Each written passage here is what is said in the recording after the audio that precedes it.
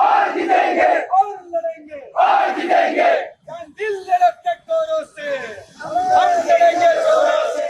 ગુજરાત સરકારની GSECL એટલે કે ગુજરાત સ્ટેટ ઇલેક્ટ્રિસિટી કોર્પોરેશન લિમિટેડમાં હેલ્પરની 800 જગ્યા પર ભરતી અંગે હજી સુધી કોઈ કાર્યવાહી વીજ કંપની અને સરકારે કરી નથી, જેને પગલે રાજ્યભરમાંથી આવેલા 100થી વધુ એપ્રેન્ટિસ ઉમેદવારો રેસકોર્સ ખાતે વીજ કંપનીના ગેટ પાસે 4 દિવસથી ભૂખ હડતાળ પર ઉતર્યા છે।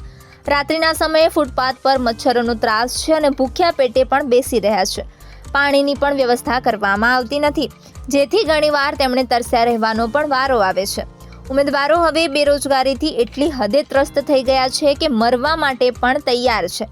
વિદ્યાર્થી નેતા યુવરાજસિંહ જાડેજા પણ આ વિદ્યાર્થીઓના સમર્થનમાં આવ્યા છે અને વડોદરાના રેસકોર્સ સર્કલ ખાતે આવેલા વિદ્યુત ભવન બહાર ઉમેદવારોની સાથે તેઓ પણ હડતાળમાં જોડાયા હતા।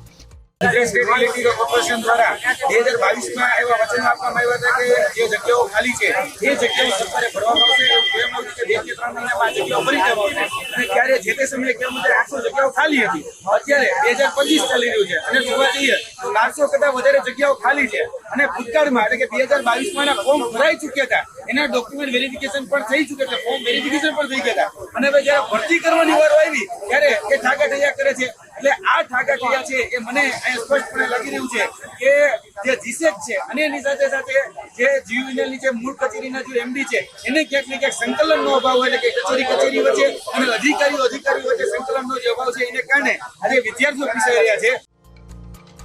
આ મામલે યુવરાજસિંહે જીયુવીએનએલ ગુજરાત ઉર્જા વિકાસ નિગમ લિમિટેડના એમડીને મળીને આ મુદ્દે રજૂઆત કરશે।